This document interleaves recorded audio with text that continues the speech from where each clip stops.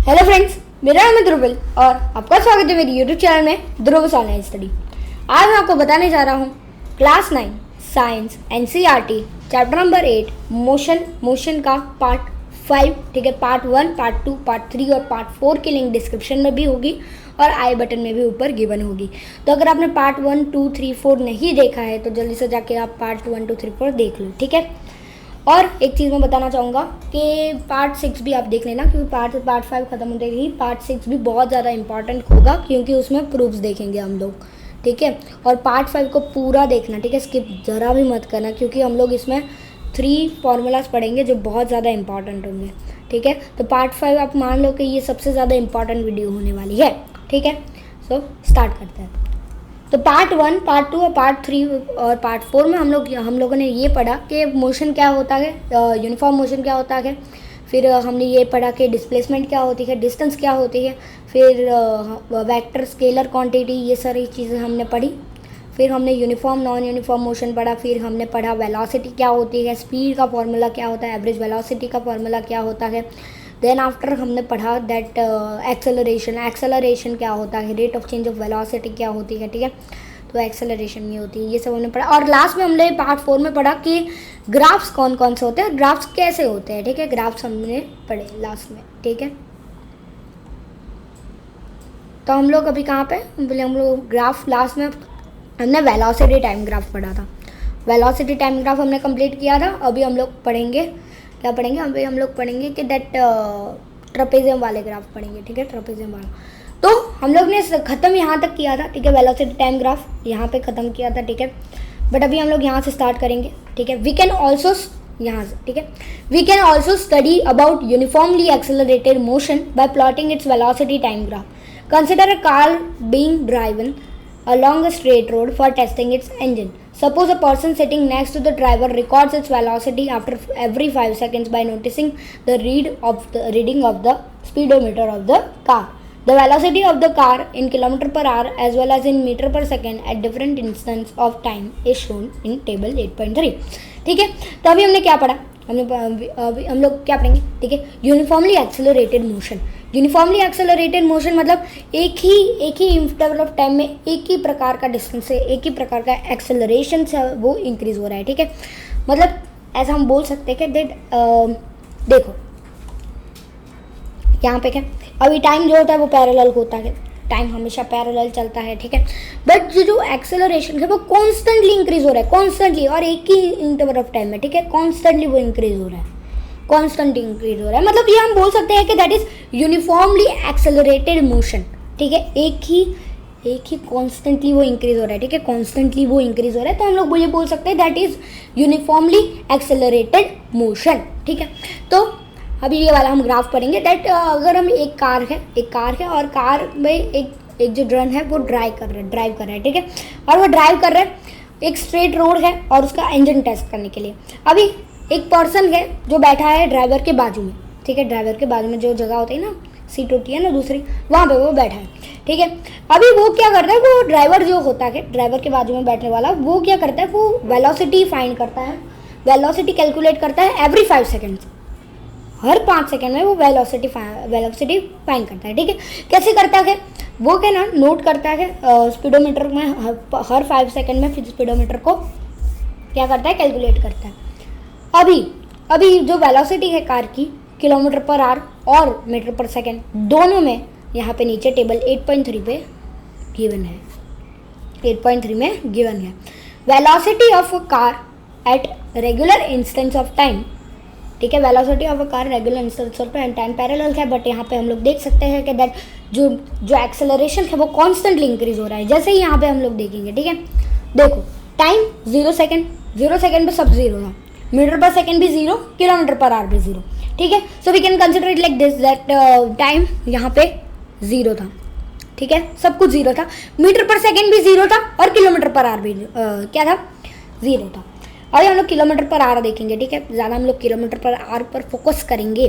ठीक है, ओके, तो देखो ध्यान से देखो, अभी क्या है, 5 सेकेंड हो गए, मतलब उसने वेलोसिटी कैलकुलेट की, मतलब उसको km/h 9 आया, मीन्स वो उसने अपने ग्राफ को बढ़ाया और वो 9 तक लेके आ गया। 9 तक लेके आ गया। अभी उसने नेक्स्ट 5 सेकेंड्स तक वेट की। नेक्स्ट 5 सेकेंड्स में मतलब 10 सेकेंड्स हो चुकी थी, ठीक है। अभी उसका मीटर पर सेकेंड 18 हो गया, ठीक है, 18 हो गया। वैसे 9 होता, 9 का 9 ही वेलोसिटी होती, 9 की 9 ही वेलोसिटी होती, तो वो एक्सेलरेट नहीं कर रही होती, ठीक है, वह एक्सेलरेट नहीं कर रही थी, फिर भी उसको यूनिफॉर्मली वेलोसिटी बोलते हैं।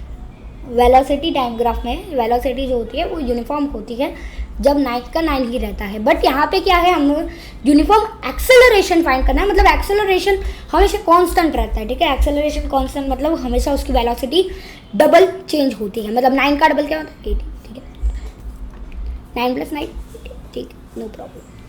ओके, तो अभी उसने क्या किया, एक बार 18 कर दिया, ठीक है। 18 पे उसने कैलकुलेट किया, अभी 10 सेकंड्स हो गए, अभी 15 सेकंड्स हो गए, ठीक है, 15 सेकंड्स हो गए। उसने फिर से कैलकुलेट किया, उसको 27 हो गए, ठीक है, 27 हो गए। अभी उसका एक्सेलरेशन मतलब उसने 27 तक इसका एक्सपांड किया, ठीक है, 27 तक उसने एक्सपांड किया। ओके, अभी 20 सेकेंड्स हो गए। 20 सेकेंड्स में उसने देखा दैट किलोमीटर पर आवर फिर से 9 किलोमीटर पर आवर क्या है, एक्सेलरेट हुआ, मतलब उसने एडिशन कर दिया 27 + 9 36, ठीक है, 36 उसने कर दिया, तो 36 उसने नोट कर दिया ग्राफ में 36। ओके, फिर उसने क्या किया, और 5 सेकंड्स देखे, उसने और 5 सेकंड्स वेट किया। 25 सेकंड में 25 सेकंड में उसने देखा that kilometre per hour acceleration उसकी क्या थी 45, ठीक है, यूनिफॉर्मली एक्सेलरेट हो रहा था, ठीक है। तो वो हम देख सकते हैं कि कॉन्स्टेंटली इंक्रीज हो रहा है अगर वो ग्राफ पे प्लॉट कर रहा है, ठीक है, तो वो कॉन्स्टेंटली इंक्रीज हो रहा है। और लास्ट में उसने 38 सेकंड पे उसने देखा दैट द वेलोसिटी इज 54, ठीक है, 54 है उसकी वेलोसिटी, मतलब उसने नोट कर दिया यहाँ पे, उसने नोट कर दिया यहाँ पे, मतलब हम उसने देखा दैट ये जो ग्राफ है वो कॉन्स्टेंटली इंक्रीज हो रहा है, कॉन्स्टेंटली इंक्रीज हो रहा है। क्यों कॉन्स्टेंटली इंक्रीज हो रहा है, क्योंकि जो एक्सेलरेशन है वो कॉन्स्टेंटली इंक्रीज हो रही है, मतलब हम वेलोसिटी से ही एक्सेलरेशन फाइंड कर सकते हैं, एक्सेलरेशन हम वेलोसिटी से ही प्रोवाइड कर सकते हैं, उसका पूरा रिप्रेजेंटेशन बना सकते हैं वेलोसिटी से ही, ठीक है। तो यहाँ पे कुछ रीड कर देते हैं, ठीक है। In this case the velocity time graph for the motion of the car is shown in figure 8.6. The nature of the graph shows that velocity changes by equal amounts in equal interval of time. Thus, for all uniformly accelerated motion, the velocity time graph is a straight line. ये जो straight line होती है velocity time graph की, ये straight line होती है, ठीक है। वेलोसिटी टाइम ग्राफ की स्ट्रेट लाइन मतलब हमेशा से नहीं होती, ठीक है, स्ट्रेट लाइन नहीं होती, बट जब वो यूनिफॉर्म वेलोसिटी होती है, ठीक है, तो वो यहाँ पे ऐसे स्ट्रेट लाइन होगी, ठीक है, ऐसे स्ट्रेट लाइन होगी। बट जब जो वेलोसिटी होती है वो यूनिफॉर्मली एक्सेलरेटेड वेलोसिटी होती है, मीन्स वो ऐसे स्ट्रेट लाइन होगी, ठीक है, ऐसे स्ट्रेट लाइन होगी, यहाँ पे दिखाया। अभी यहाँ पे आते हैं सबसे मेन पार्ट में इस पूरे के पूरे यूनिफॉर्मली एक्सेलरेटेड ग्राफ में, ठीक है। अब मेन पार्ट क्या हुआ, उसने क्या किया, ध्यान से देखना, उसने क्या किया, उसने 10 सेकेंड को किया, इसको 10 सेकेंड्स को किया T1, 10 सेकेंड्स को उसको दे दिया T1, ठीक है, T1 दे दिया। अभी T1 से उसने क्या किया, T1 पर उसका क्या था डिस्टेंस, उसने मतलब वेलोसिटी उसकी कितनी थी, वेलोसिटी उसकी थी 18, ठीक है, तो उसने यहाँ पे ड्रॉ कर लिया, ठीक है। अभी उसने दूसरा T2 ले लिया, और T2 उसने क्या लिया, T2 उसने लिया दैट उसने लिया 20 सेकेंड्स, T2 उसने लिया 20 सेकेंड्स। अभी वो 20 सेकेंड से उसने एक लाइन ड्रॉ कर दी स्ट्रेट लाइन तक, ठीक है, स्ट्रेट लाइन तक। ये कुछ हद तक वो वाला ग्राफ हमें याद दिलाता है, स्लोप वाला graph, that distance over time वाला ग्राफ, ठीक है, डिस्टेंस टाइम ग्राफ। अभी उसने देखा दैट 20 सेकेंड्स पर उसकी वेलोसिटी क्या थी, 20 सेकेंड्स पर उसकी वेलोसिटी क्या थी, एक बार देख लेते हैं, चेक कर लेते हैं। 20 सेकेंड्स पर उसकी वेलोसिटी थी 36, ठीक है, तो उसने 36 से उसने यहाँ पे इस लाइन को जोड़ दिया। अभी हम यहाँ पे देख सकते हैं कि यहाँ पे हम लोग देख सकते हैं कि यहाँ पे ऐसा हो गया है, बट अभी हम लोग ये जो T1 वाला था, T1 में उसने जितना भी डिस्टेंस कवर किया, जितना भी वेलोसिटी थी, उस वेलोसिटी को अगर हम एक्सटेंड करें T2 तक, तो हमको एक साथ में एक ट्राइंगल दिखता है, एक ट्राइंगल बनता है, साथ ही में एक रेक्टेंगल बनता है, एक रेक्टेंगल बनता है, ठीक है। तो अभी ये क्या हो गया, ट्राइंगल प्लस रेक्टेंगल क्या हो गया, ट्राइंगल प्लस रेक्टेंगल हो गया ट्रापेजियम। ठीक है, ट्राइंगल्स प्लस रेक्टेंगल हो गया ट्रेपेजियम, ठीक है, तो इसको बोलते हैं ट्रेपेजियम। अभी आप लोग बोलोगे कि ट्रेपेजियम ऐसे शेप का थोड़ी ना होता है, ट्रेपेजियम तो ऐसा शेप का होता है। ऐसा आपने देखा था ना 8th में, आपको चैप्टर आया होगा लेसन नंबर 3 मैथ्स में, अंडरस्टैंडिंग क्वाड्रिलेटरल, तो आपने देखा होगा कि ऐसा ट्रेपेजियम होता है। बट ट्रेपेजियम अलग अलग टाइप के भी होते हैं, ठीक है, ऐसे ही ट्रेपेजियम नहीं होते। आप अगर आप एक रेक्टेंगल और एक ट्राइंगल को जोड़ दें, मीन्स लाइक दिस, देखो ठीक है, ज़्यादा अच्छे से देखते हैं।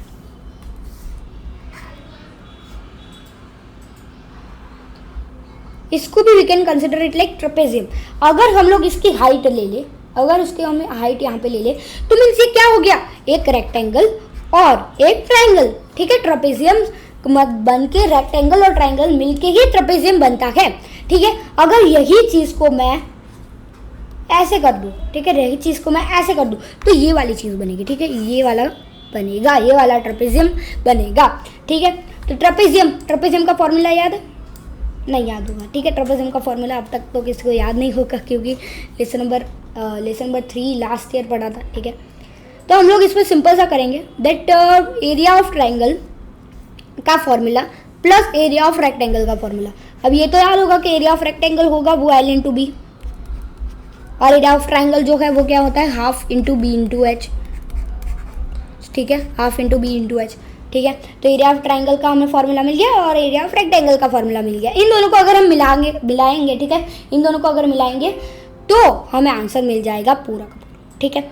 आप लोगों को अगर ट्रेपेजियम का फॉर्मूला याद भी होगा तो भी आप लोग कर सकते हो, बट ये ज़्यादा ईजी रहेगा, ठीक है।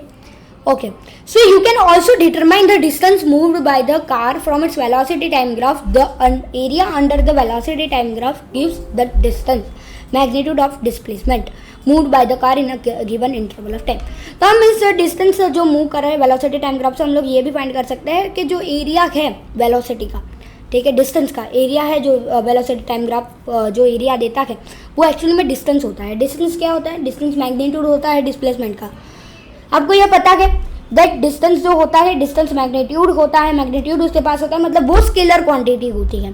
और जो डिस्प्लेसमेंट होती है, डिस्प्लेसमेंट क्या होता है? वो वेक्टर क्वांटिटी होती है। क्यों वो वेक्टर क्वांटिटी है? क्योंकि उसके पास मैग्नीट्यूड भी है, उसके पास डायरेक्शन भी है, ठीक है। तो अगर हम डायरेक्शन को निकाल दें डिस्प्लेसमेंट में से, तो वो मिल जाएगा डिस्टेंस, क्योंकि उसके पास सिर्फ मैग्नीट्यूड होगा, ठीक है। Move by car in given interval of time, तो ये जो डिस्टेंस है वो कार से मूव कर रही है, ठीक है। कार ने जितनी डिस्टेंस कवर की है डिफरेंट इंटरवल ऑफ टाइम, ठीक है।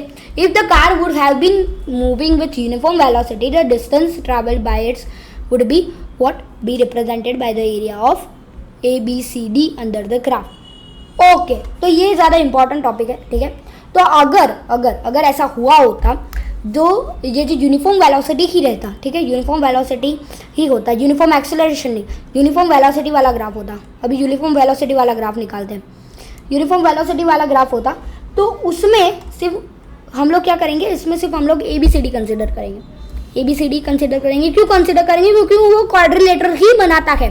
पर अगर यही चीज़ वो ऐसा होता, ये ग्राफ ऐसा होता, ठीक है, ऐसा होता, तो वो क्या बनता?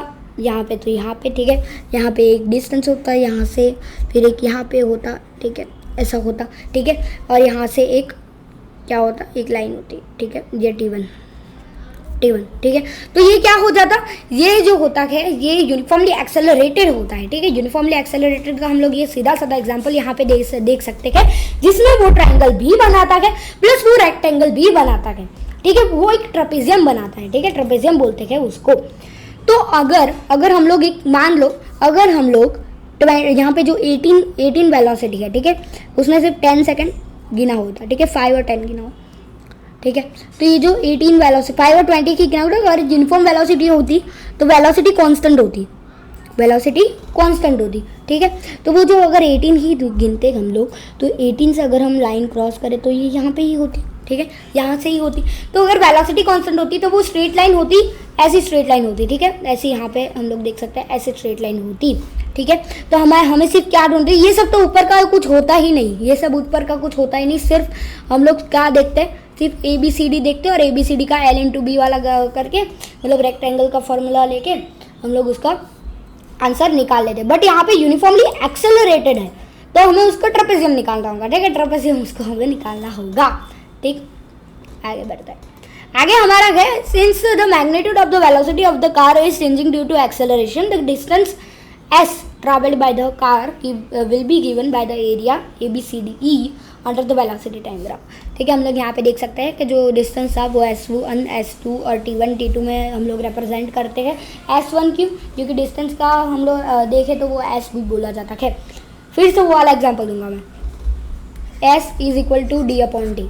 ये एग्जाम्पल बेस्ट है। ठीक है, ये एग्जाम्पल से आप समझ सकते हो कि स्पीड को हम लोग v ले सकते हैं और डिस्टेंस को हम s ले सकते हैं। और s is equal to D/T को we can also write it like this, v is equal to, एक सेकेंड इसको मैं रफ कर देता हूँ ट्रेपेजियम वाले को।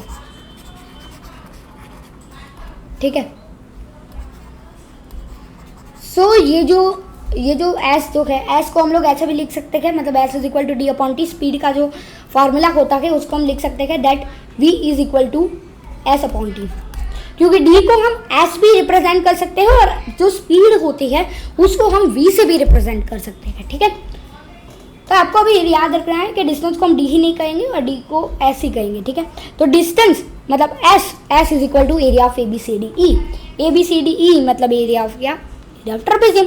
ठीक है, तो क्या हो गया, area of rectangle plus area of triangle, मतलब area of rectangle ABCD plus area of rectangle plus area of triangle ADE is equal to what, L into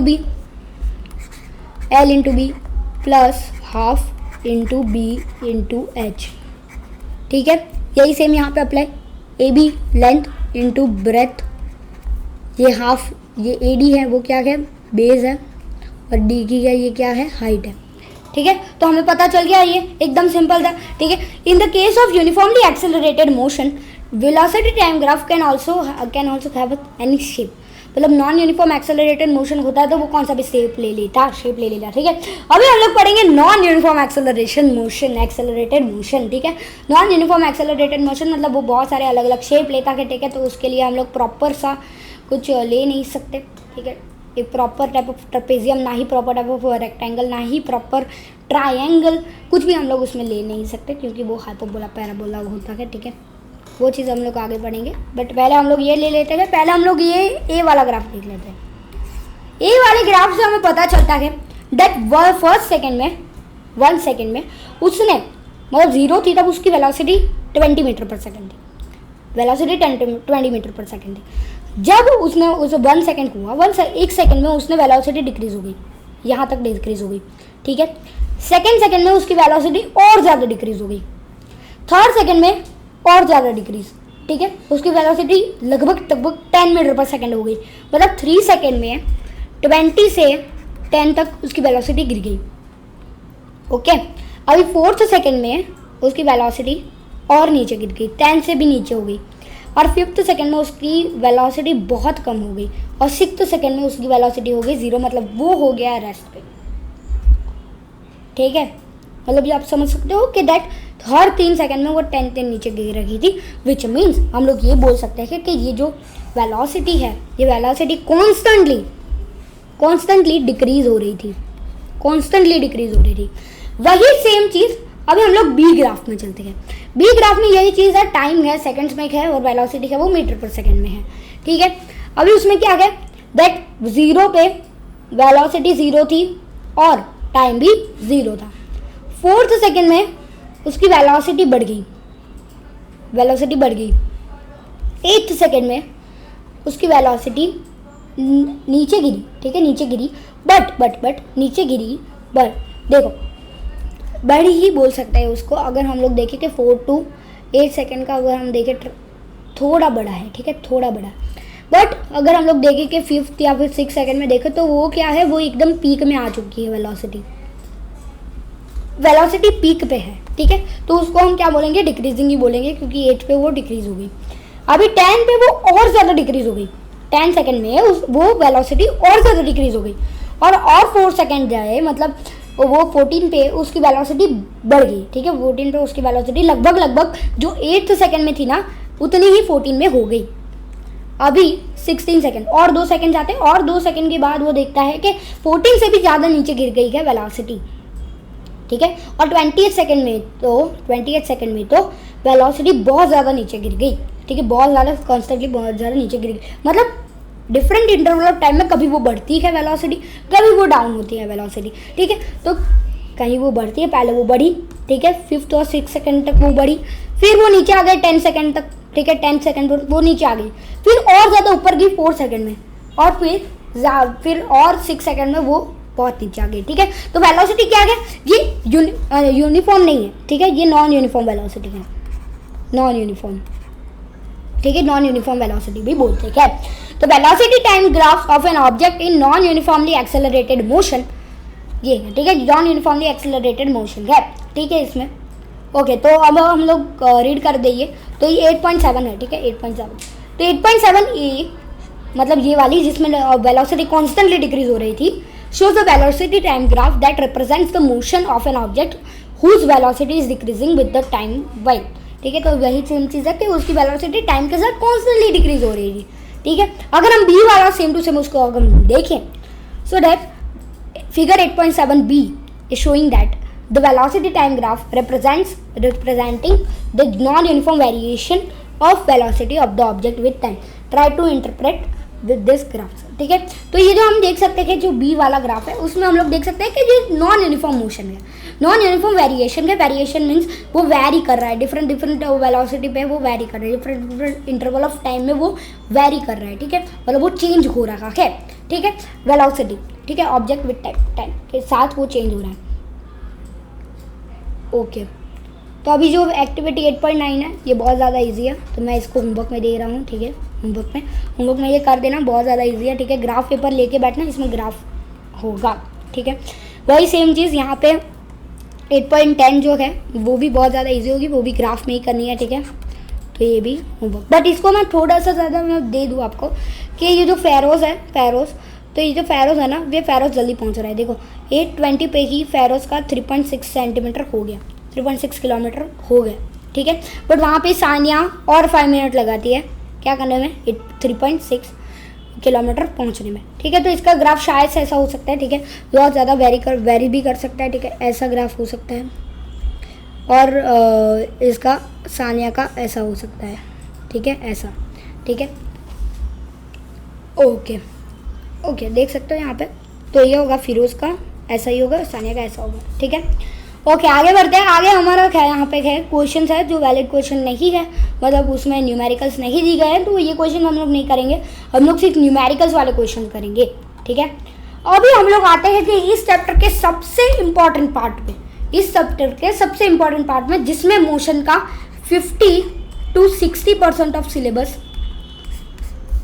इस 3 फार्मूलाज पर डिपेंड करता है।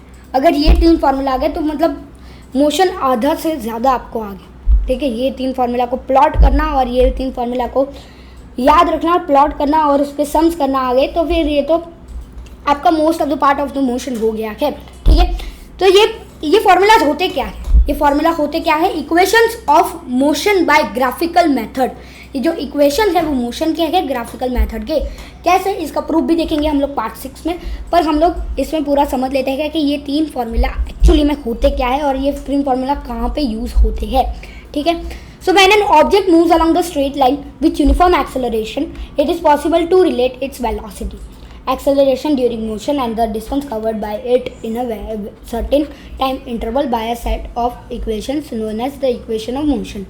For convenience, a set of 3 such equations are given below, ठीक है। तो ये क्या है, ये 3 फार्मूला क्या है, ये जो 3 फार्मूला है, जो ऑब्जेक्ट जो होता है वो स्ट्रेट लाइन पे अगर मूव करता है यूनिफॉर्म एक्सेलरेशन में, तो ऐसा पॉसिबल हो सकता है कि उसकी वेलोसिटी रिलेट कर सकती हो, ठीक है।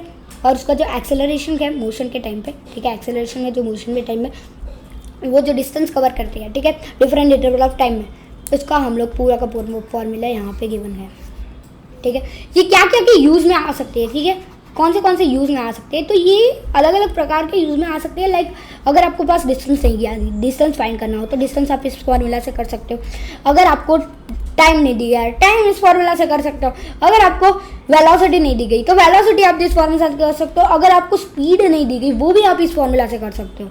अगर आपको एक्सेलरेशन नहीं दिया गया वो भी इस फॉर्मूला से कर सकते हो। और अगर आपको मतलब लाइक इनिशियल वेलोसिटी भी नहीं दी गई तो भी आप इस फॉर्मूला से कर सकते हो। मतलब सारी चीज़ें आप इन 3 फॉर्मूला से फाइंड कर सकते हो, ठीक है, फाइंड कर सकते हो। सारी चीज़ें, जितनी भी चीज़ें हमने पढ़ी, सारी इस चीज़ से फाइंड कर सकते हो अगर दूसरी सारी चीज़ें दी गई है तो, ठीक है। तो इसमें फर्स्ट फॉर्मूला देख लेते हैं। फर्स्ट फॉर्मूला है v is equal to U plus A T, ठीक है, v is equal to U plus A T. अभी ये क्या होता है, v क्या होता है, v हमें पता है दैट फाइनल वेलोसिटी। अगर कोई भी चीज़ पे अगर आपको दिया गया कि आपको फाइनल वेलोसिटी फाइंड करनी है तो हाँ आप फॉर्मूला यूज़ कर सकते हो v is equal to U plus A T. तो एक्चुअली में ये होता क्या है, v is equal to U plus A T. v जो होता है वो क्या होता है, वो फाइनल वेलोसिटी होती है। तो फाइनल वेलोसिटी को आपको यूज़ करना है तो आपको इनिशियल वेलोसिटी की हेल्प चाहिए, तो आप इनिशियल वेलोसिटी को भी ऐड कर दो, ठीक है। फिर आपको एक्सेलरेशन पता है, एक्सेलरेशन गिवन होगा, ठीक है, एक्सेलरेशन भी ले लो और एक्सेलरेशन इनटू टाइम कर दो। बस आपको ये वेलोसिटी मिल गई, समझो ये वेलोसिटी मिल गई। अगर आपने अच्छे से प्लॉट किया और अच्छे से सम को किया है, मतलब आपको जो फाइनल वेलोसिटी है वो आपको मिल गई। यही सेम चीज़ अप्लाई होती है स्पीड पे। स्पीड को आपको पता है कि स्पीड को हम v भी बोलते हैं। एक बार फिर से वो फॉर्मूला याद करा देता हूँ मैं, speed is equal to D upon T. उसको आप v is equal to S upon T लिख सकते हो। v जो होता है वो s से मैग्नीट्यूड होता है, मतलब v is equal to S, और ये जो d होता है d is equal to S, ठीक है, पता चल गया, ठीक है। मतलब e इज इक्वल टू, मतलब ये मत समझ लेना कि v जो होगा वो s होगा, ठीक है, ये मत समझ लेना कि d जो होगा वो स्पीड होगी, ठीक है, ऐसा नहीं होता। मतलब d को हम s लिख सकते हैं और v को हम s लिख सकते हैं, ठीक है। तो ये जो v है वही सेम चीज़ अगर हम देखें तो v को v रहने देंगे, बट अगर आपको फाइंड करनी है स्पीड फाइंड करनी है और s is equal to D upon T formula use नहीं होता उसमें, मतलब आंसर आपका रॉन्ग आता है उसमें, ठीक है। तो आप ये वाले फॉर्मूला से उसको फाइंड कर सकते हो that speed is equal to initial velocity plus acceleration into time, ठीक है, इनटू टाइम, ठीक है। ये वाला फॉर्मूला आपको यूज़ करना है। Second formula very important formula. ये क्या होता है, अभी इसमें मत बोलना कि ये स्पीड होती है, स्पीड नहीं होता, ये डिस्टेंस के लिए है, ठीक है, डिस्टेंस के लिए। अब ज़्यादातर सम्स आपको डिस्टेंस ही फाइंड करना है, बट कुछ सम्स ऐसे होंगे जिसमें आपको फाइंड करना होगा वेलोसिटी, ठीक है। तो ये सब में आपको क्या करना है, ये सब में आपको डिस्टेंस फाइंड करना है। डिस्टेंस को हम लोग ऐसे लिख सकते हैं, सी हियर, डिस्टेंस को हम लोग ऐसे लिख सकते हैं। मतलब इसके फॉर्मूला में क्या एक्चुअली में करना क्या है दैट, देखो मैं यहाँ पे समझा रहा हूँ नीचे। Distance S is equal to, ध्यान से देखना, is equal to initial velocity into time, ठीक है, इनटू टाइम, प्लस करना है हाफ इनटू एक्सेलरेशन गिवन होगा, और इनटू टाइम स्क्वायर, ठीक है, टाइम को स्क्वायर लेना है, ठीक है। तो अगर आप ये सब प्लॉट करोगे और इसका सम करोगे अगर, तो ये होगा क्या, मतलब इनिशियल वेलोसिटी आपको 2 दी गई, 2 इंटू 2, और ये जो एक्सेलरेशन होगा वो भी 2 होगा, ठीक है, ऐसे ही मैं दे रहा हूँ, ठीक है, और ये जो t होगा वो भी 2 होगा। तो हमको सिंपली क्या करना है दैट 2 इंटू 2 दैट इज़ 4। एक सेकेंड, ये सिर्फ एक्चुअली में एग्जाम्पल है, ठीक है। s is equal to 4 plus half, ये क्या हो गया, ठीक है, ये क्या हो गया, ये है इंटू 2 इंटू 4 हो गया, ठीक है, ये 4 हो गया, ये जो 2 है ये 2 कट हो जाएगा, मतलब हमारा आंसर क्या हो गया 4 इंटू 4 प्लस 4, ठीक है, 4 प्लस 4 भी चीज़ हमारा स्पीड क्या हो गई 8, ठीक है। ऐसे ही आपको सिंपल सम सॉल्व करने हैं, ठीक है, सिंपल सम सॉल्व कर रहे हैं इससे, बट आपको सिर्फ प्लॉटिंग आनी चाहिए, प्लॉट करना आना चाहिए कि द इनिशियल वेलोसिटी है तो इनिशियल वेलोसिटी को ऐसे प्लॉट करते हैं, ठीक है, एक्सेलरेशन को ऐसे करते हैं, और प्लस आपको एक चीज़ आना चाहिए, मैथ्स आना चाहिए, ठीक है, ज़्यादा अच्छे से। अगर आप डायरेक्टली ऐसे कट कर दोगे तो ऐसा नहीं चलेगा, ठीक है। तो अच्छे से आपको ये सब समझना है। बाकी ये सब सारी चीज़ें क्या है, ईजी है, ठीक है, ये फार्मूलाज ईजी है, देखने में आपको हार्ड लगेंगे, ठीक है, S is equal to U T plus half A T square, ये सारी चीज़ें आपको हार्ड लगेगी, बट आप ऐसे न्यूमेरिकल्स करोगे ना, खुद से सम्स करोगे ना फिजिक्स के, तो वो ज़्यादा ईजी हो जाएगा, ठीक है। अभी आखिरी आते हैं लास्ट सम में, आखिरी सम, ठीक है, आखिरी फॉर्मूला, ठीक है, वो है 2as is equal to B square minus U square, ठीक है, ओके। तो इसमें करना क्या है, 2as is equal to B square minus U square, मतलब देखो आपको इसमें भी स्पीड ही फाइंड करनी है, स्पीड नहीं डिस्टेंस ही फाइंड करना है, ठीक है, डिस्टेंस ही फाइंड करना है। तो आप ऐसा लिख सकते हो ध्यान से देखना, अगर यहाँ पे 2a है, अगर 2a को मैं इस साइड लेके जाऊँ तो वो क्या हो जाएगा, डिवाइड में चला जाएगा, डिवीजन में चला जाएगा, ठीक है। तो क्या हो जाएगा ये v² मतलब final velocity square minus initial velocity square upon 2 acceleration, 2 into acceleration, वो हमें क्या मिलेगा, s मिलेगा, ठीक है। तो अगर हम लोग इसको भी एक एग्जांपल से सॉल्व करें, अच्छे से एग्जांपल से सॉल्व करें, ठीक है, तो आपको डायरेक्टली करता है 2as is equal to v² minus u²। अभी ये जो 2a है, 2 यहाँ पे चला जाएगा, ये s से मल्टीप्लाई हो रहा है तो यहाँ पे चला जाएगा, which means s is equal to v² minus u² upon 2a, ठीक है।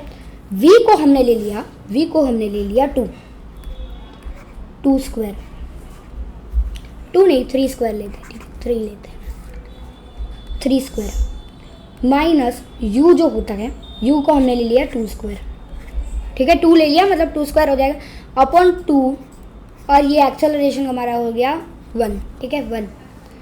तो अगर हम देखें, ठीक है, तो ये जो 3 है, 3 जो ये 2 है मतलब 9 माइनस 2, 9 माइनस 4, ये यहाँ पे नहीं होगा, ठीक है, इस साइड करेंगे, ठीक है।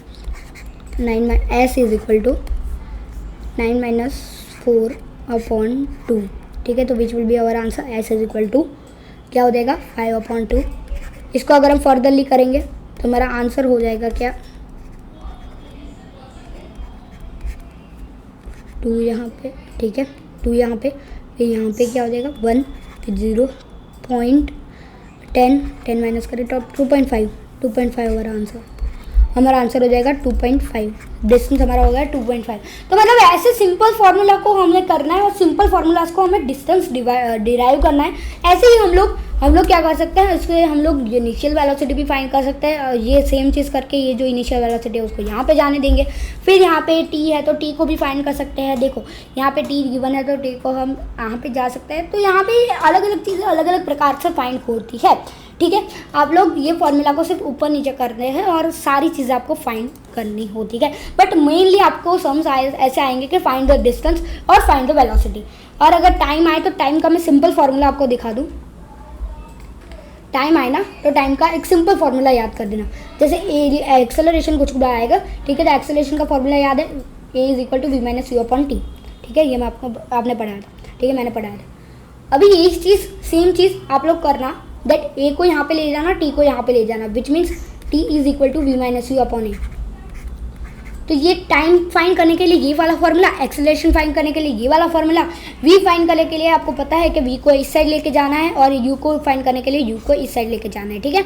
और बाकी कुछ भी चीज़ नहीं है, सारी चीज़ इससे फाइंड हो जाती है, सारे के सारे चीज़ें यहाँ पे इस 3 फार्मूला से फाइंड होते हैं, ठीक है। वेलोसिटी तो आपको पता है कैसे फाइंड करते हैं, फाइनल वेलोसिटी का प्रॉपर फार्मूला है, स्पीड का भी प्रॉपर फार्मूला है। यहाँ पे v जो है v का ही एस कर देना है, ठीक है, v ही एस होता है, वैसे तो v ही रहने देना है, ठीक है। तो आपको स्पीड भी वही मिल जाएगी, ठीक है। तो सारी चीज़ें क्या होती है, इवन है, ठीक है।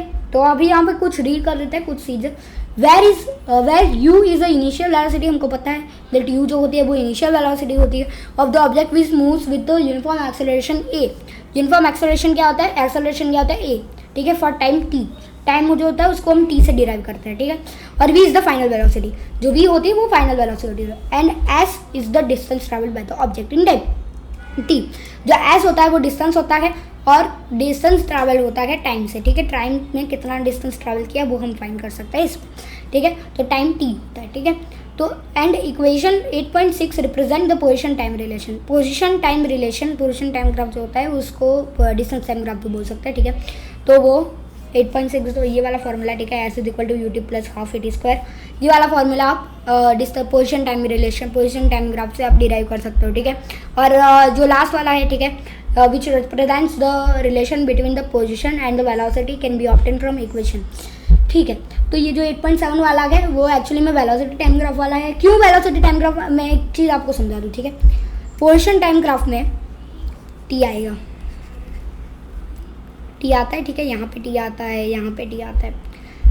वेलोसिटी टाइम ग्राफ में सिर्फ v आएगा, t एलिमिनेट हो जाएगा, t आएगा ही नहीं, ठीक है, समझ रहे हो बात, ठीक है। तो हम लोग यहाँ पे ये देख सकते हैं कि पोजीशन और वेलोसिटी का होता है, ठीक है। पोजीशन और वेलोसिटी मतलब क्या होता है कि यहाँ पे टी नहीं आता, सिर्फ डिस्टेंस और वेलोसिटी आता है। पोजीशन मतलब डिस्टेंस, ठीक है, पोजीशन मतलब डिस्टेंस मान लो, ठीक है। तो सिर्फ यहाँ पे डिस्टेंस और वेलोसिटी आती है, ठीक है। और यहाँ पे क्या होता है, वेलोसिटी होती है, और यहाँ वेलोसिटी तो होनी चाहिए, ठीक है, वेलोसिटी तो हमेशा होती है, और डिस्टेंस और टाइम होता है, एस होता है, और यहाँ पे टी दो बार होता है, ठीक है। From equation 8.5 and 8.6 bye eliminating T, this three equations can be derived bye graphical method. तो ये जो 3 इक्वेशन है वो प्रूव हो सकते हैं, वो डिराइव हो सकते हैं ग्राफिकल मेथड से, और वो ग्राफिकल मेथड हम लोग देखेंगे नेक्स्ट पार्ट में, ठीक है। नेक्स्ट पार्ट में हम लोग देखेंगे कि जो v is equal to U plus A T वाला फॉर्मूला है ये कैसे आया। फिर हम लोग ये देखेंगे कि s is equal to U T plus half A T square वाला जो फॉर्मूला है ये कैसे आया। और फिर बाद में हम ये भी देखेंगे दैट हम लोग ये देखेंगे कि कैसे हमारा फॉर्मूला है 2as is equal to V square minus U square, ठीक है। ये सारी चीज़ें देखेंगे, प्लस हम कुछ न्यूमेरिकल्स करेंगे इसके, ठीक है। न्यूमेरिकल्स करेंगे, जो एग्जांपल्स होंगे वो हम करेंगे, ठीक है, पार्ट 6 में। और साथ में पार्ट 7 बहुत ज़्यादा इंपॉर्टेंट होने वाला है। क्यों इंपॉर्टेंट होने वाला है? क्योंकि हम लोग ये पढ़ेंगे कि सर्कुलर मोशन क्या होता है, और साथ में हम लोग 5 ऐसे न्यूमेरिकल्स करेंगे जो आपको शायद से नहीं पता होंगे। 5 न्यूमेरिकल्स में सारी अलग अलग फार्मूलाज यूज़ करेंगे, ठीक है। तो ये 5 न्यूमेरिकल्स बहुत ज़्यादा इंपॉर्टेंट होंगे, और जितने आप न्यूमेरिकल सॉल्व करोगे ना, जितने सम सॉल्व करोगे उतना अच्छा रहेगा, ठीक है। तो पार्ट 6 और पार्ट 7 ज़रूर देखना, ठीक है। तो मिलते हैं पार्ट 6 में। Thank you for watching, please like and subscribe the channel and press the bell icon.